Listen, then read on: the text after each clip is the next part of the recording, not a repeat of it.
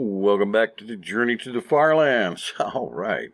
Well, let's see here. As usual, I have a bunch of crap to get rid of.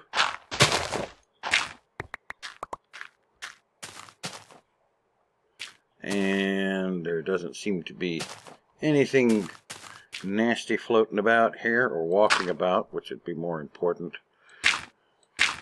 Lock that up. All right. And I need to be going that way. So let's head out. Actually catch the boat before it sails away on me. And let's go around the edge over here. At least as far as it will let me. And it looks like that's not going to happen for very far. And oh boy. If the sound was a little funny up until now, it's because I just now realized that I hadn't plugged my headset in, and the microphone would be picking up sound from the game as well, in addition to the sound that gets recorded on the game audio track, which is separate from the microphone track. Yeah. Anyway, here we are. This is the 538th Minecraft day since leaving spawn. And let's see, the size of the world this morning is 6,535.75 megabytes. So I would say it's safe to say it's well over 6 gigabytes in size now. Very cool.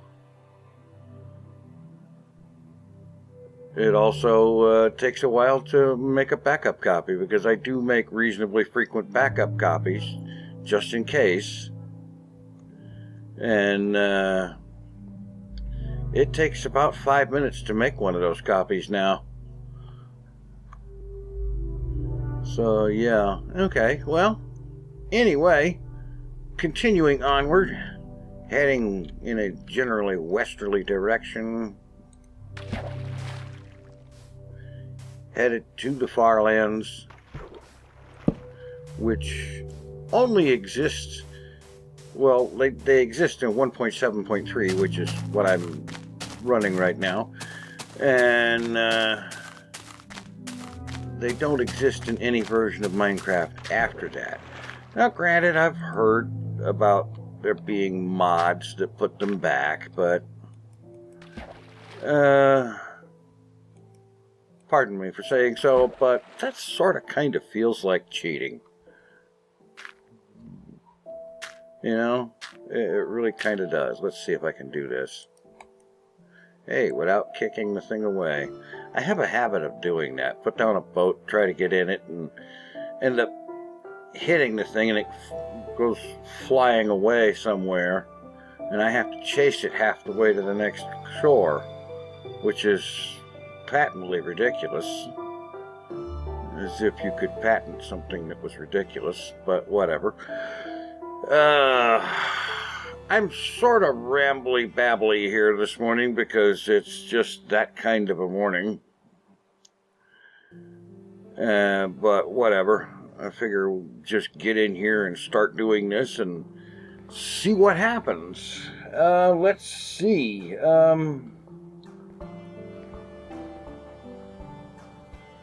Okay, let's pull a question out of here. Let me stop the boat for a second. Let's see, Lady Warpledinker says, since I haven't commented in a while, although I still sometimes pop in and watch, here are a couple of questions for you. Who are your top 3 favorite YouTubers at the moment? Who you miss having in the YouTube community that no longer is? Oh boy. Who are my top 3 favorite YouTubers at the moment? Oh, man. That's actually kind of really hard to answer, because I don't generally watch a whole lot of YouTube these days. Well, it's one of these things. I go through phases, you know. There's a time when I will. Sometimes I'll kind of fixate on a series, or one series or another, and oh boy, it's boat season.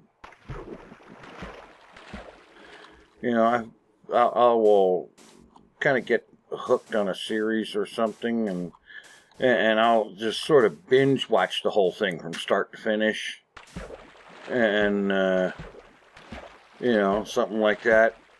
But right now, I'm not in anything like that, and I don't watch pretty much hardly any regular series or anything like that. There's no YouTuber that I am watching regularly and consistently right now. And it's not that there's anything wrong with any of them. It's just simply that I don't have that particular thing going on right now. And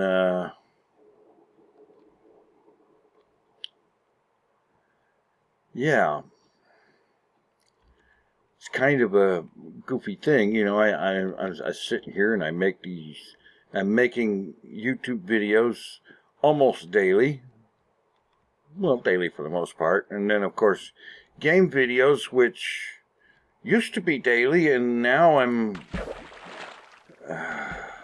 sometimes having difficulty of one kind or another that is keeping me from quite daily on the game video uploads. I'm working on fixing that, but you know, it takes time to figure out what I have to do next and so on, and how to go about whatever. And you know, and then there's days where you just you wake up and you look at what you're going to be doing, what you want to be doing, and you realize that you're just not really all that up to it. And that happens occasionally.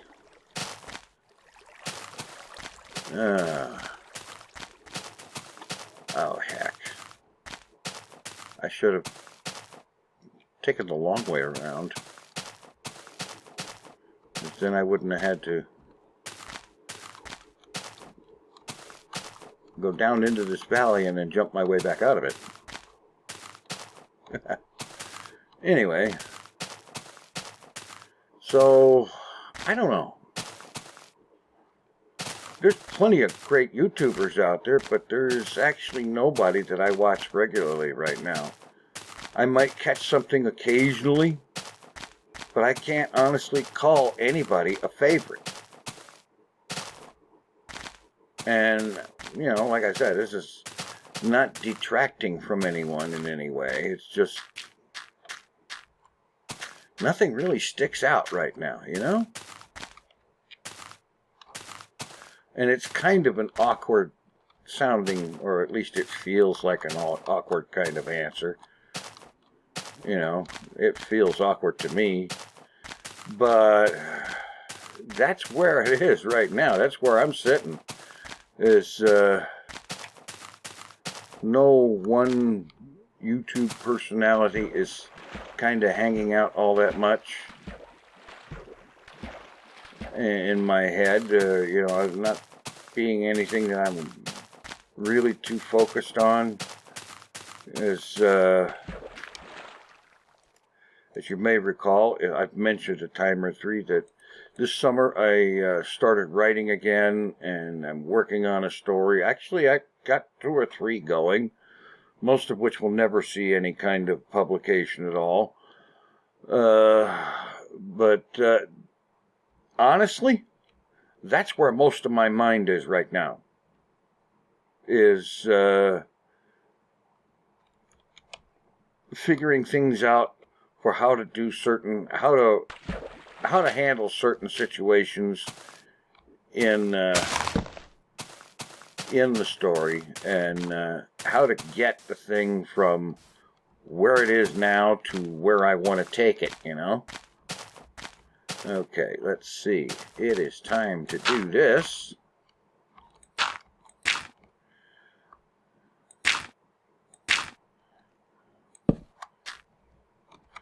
Because, you know, writing isn't just sit down and slap out a bunch of words.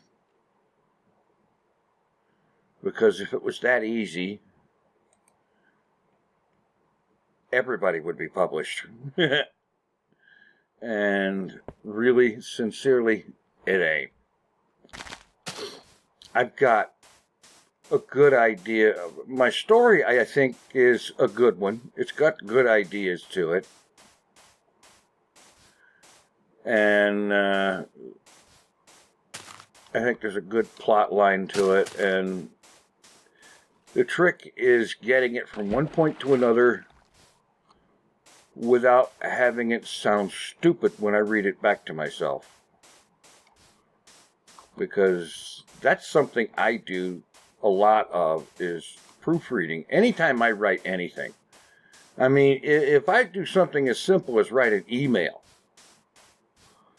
I read back through it and do editing, spelling corrections, correct or change phrasing on something, and I will reread and edit something a dozen times or more before I send it. And it's basically, I keep doing the reread and edit thing, be it a story, an email, or whatever, until I can go through the whole thing without finding anything that needs to be changed, without finding anything that feels wrong to me, or just plain is wrong, you know. It's like you can spell check something completely and have all the spelling be absolutely correct, but still, you've got the wrong word in.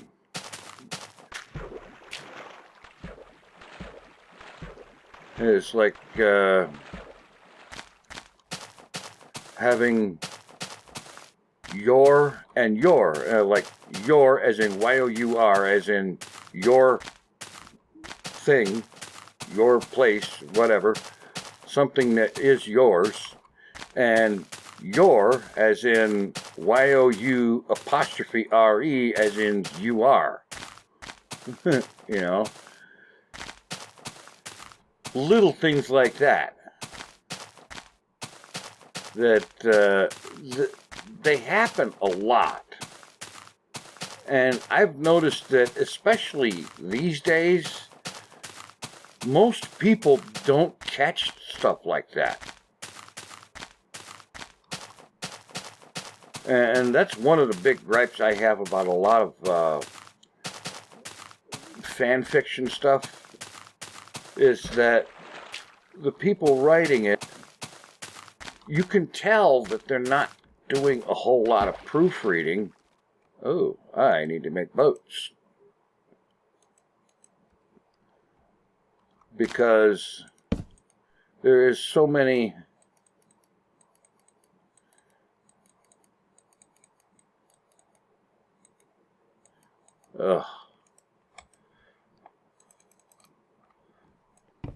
so many obvious little things like that in what they write, and you know, I don't think of myself as any kind of a grammar Nazi or anything like that.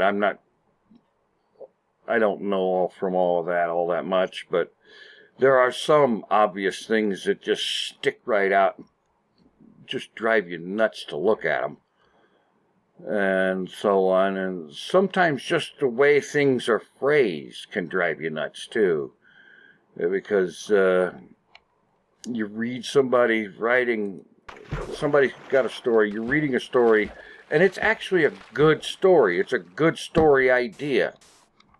You know, the whole plot and premise of it is great. But you read it, and the way the author has the characters talking to each other, they're using this incredibly stiff, formal language. And it's just ordinary people talking. And, you know, You know, like, for example, the scene, you've got ordinary people talking, and they're talking really stiff and formal.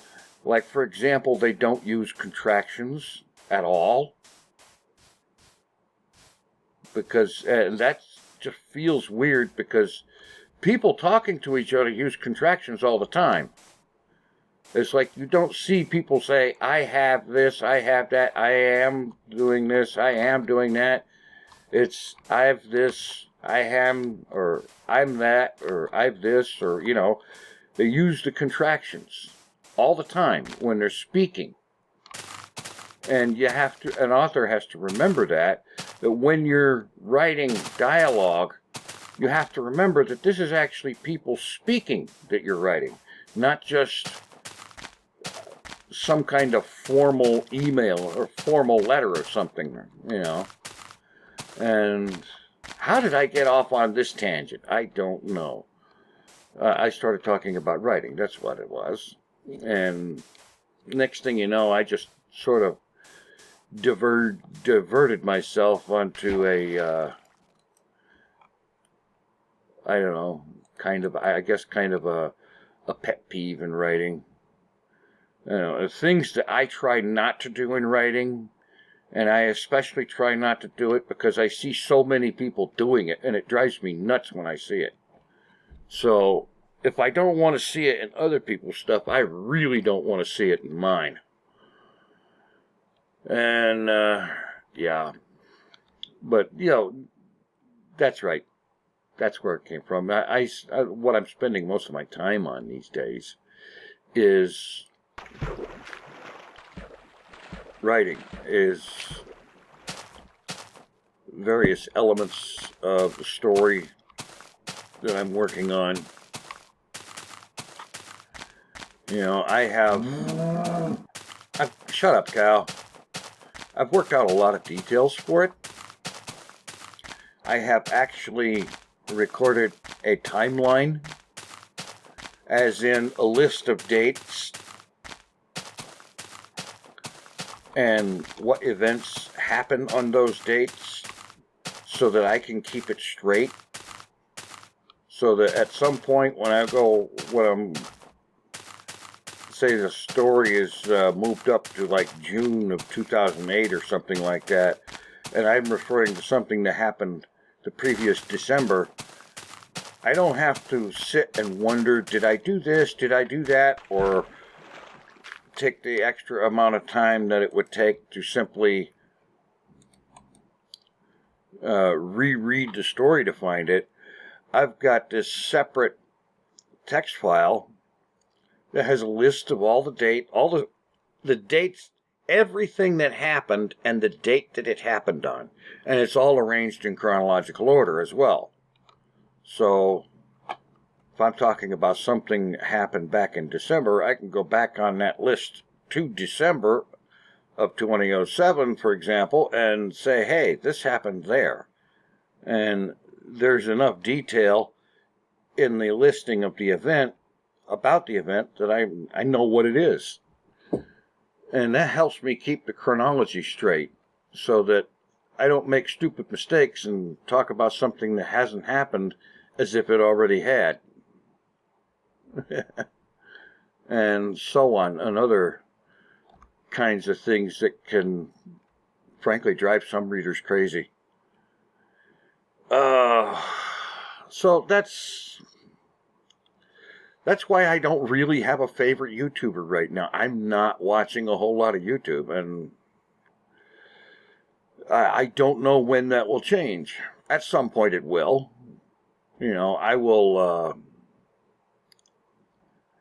discover some video series that I just absolutely, positively have to watch from start to finish, or from start up to whatever's current, and I'll do that, and I'll watch maybe 8 or 10 or 12 episodes of something in one day. Well, depending on how long the episode is, of course, but yeah, I will do that. I have done that. And Well, like for example, the last time I started rewatching Co's Quest, it's been a little while. I started watching that, and I think I watched like 30 episodes in the first day. It's, okay, granted, I didn't do much of anything else that day. That's obvious, but yeah, I did that. Started episode 1, and I didn't quit for the day until I had finished episode 30. Okay, it's time to do the overnight thing. Just hitting land right as the sun hits the horizon.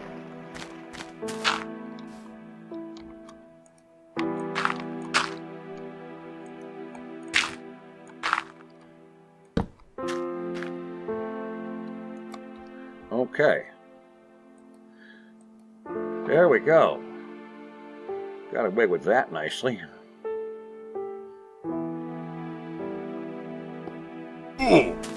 Oh. Alright, I'm going to kick the boat off.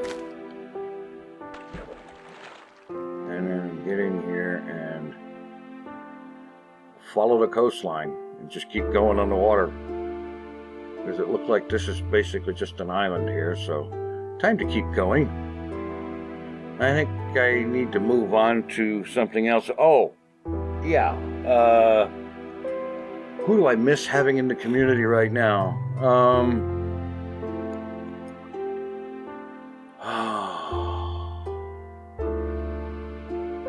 Well, okay, I just mentioned something.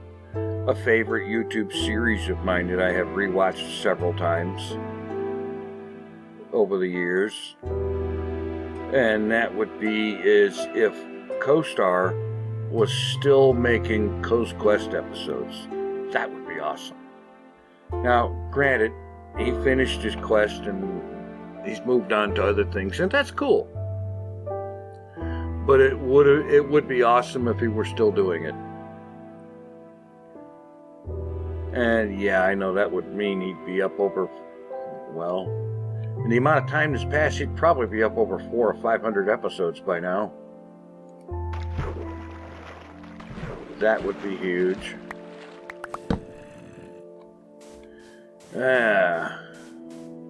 Well, let's see here. I need to take a look at my list of questions again. Pausing briefly here.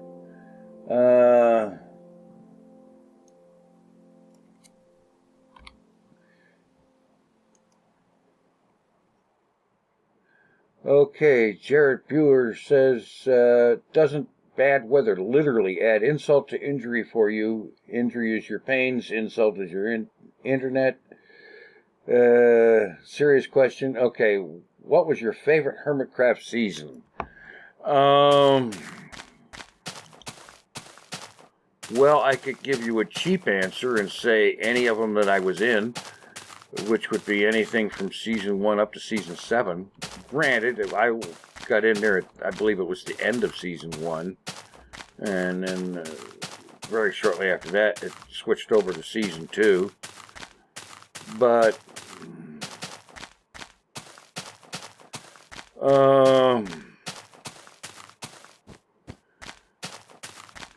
I don't know. I got to admit that I believe it was season 4 where I built the diamond,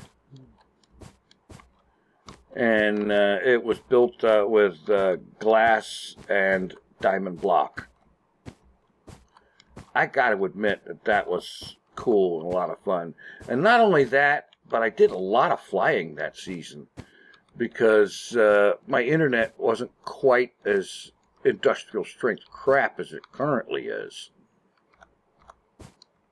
And so I was able to get away with flying.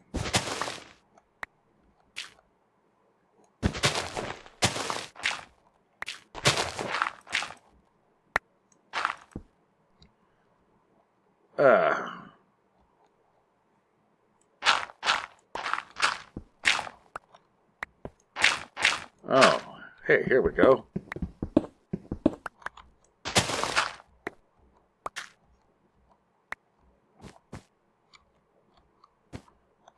There we go, okay.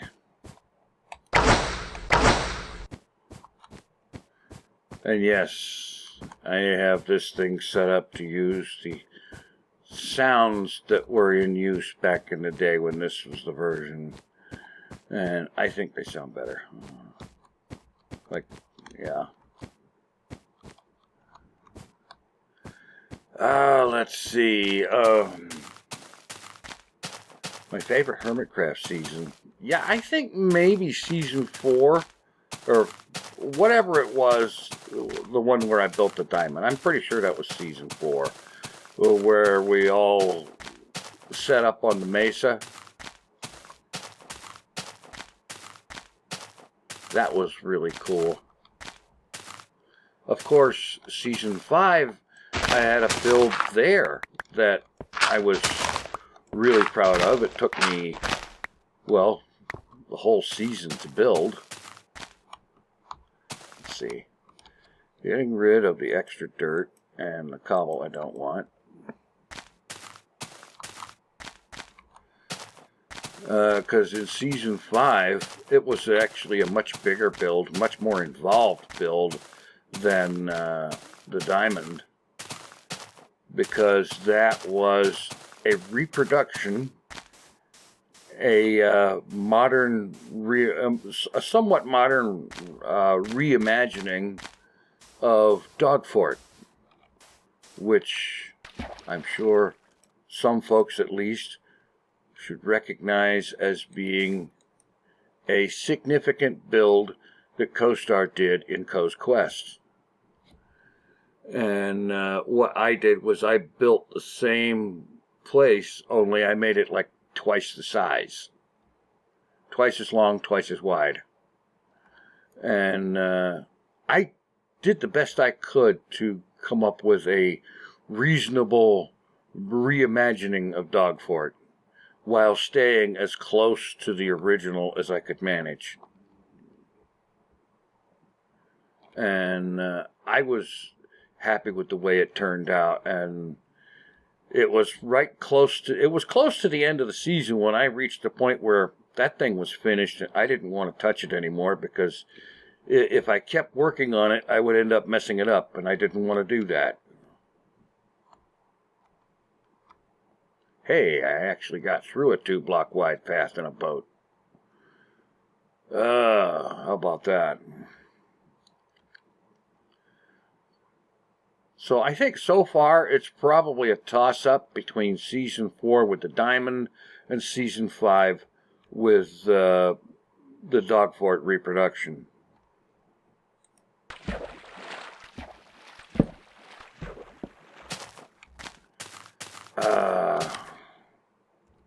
I should have been looking for places to mine some coal here and there, because I'm pretty sure I passed some today.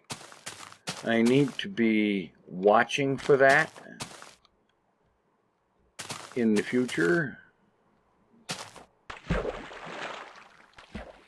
because I don't actually have any on me right now, and this is typically not completely awesome. Let's see.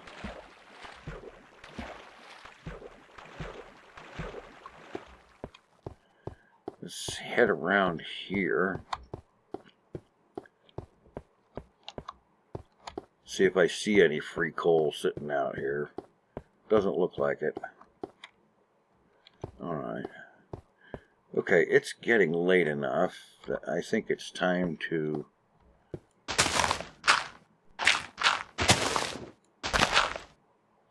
just go ahead and commence with the digging in.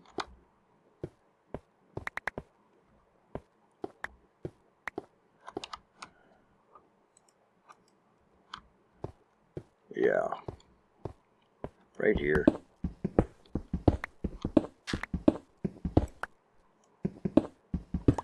Dig in here, set up the overnight hidey hole.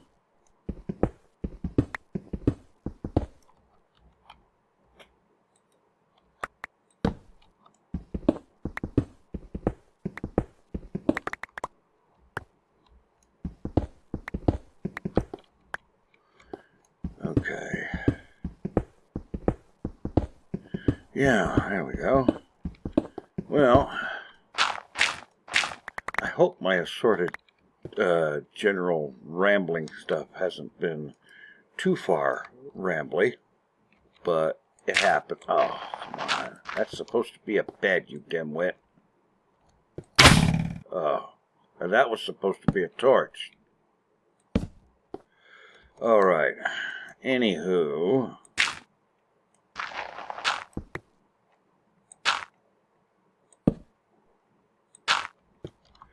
Okay. I'll need wood next time around. And I should get wool as well. And I need to be watching for coal.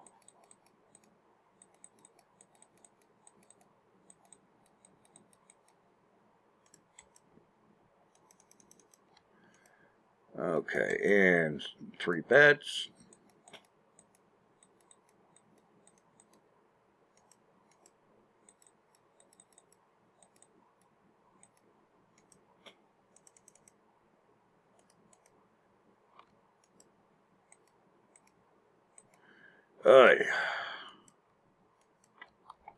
Okay, I think that's going to just about do it.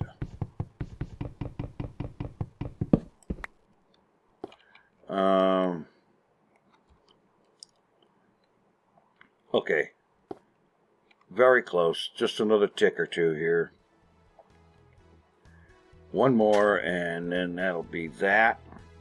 So, thanks for watching, take it easy, I am out of here.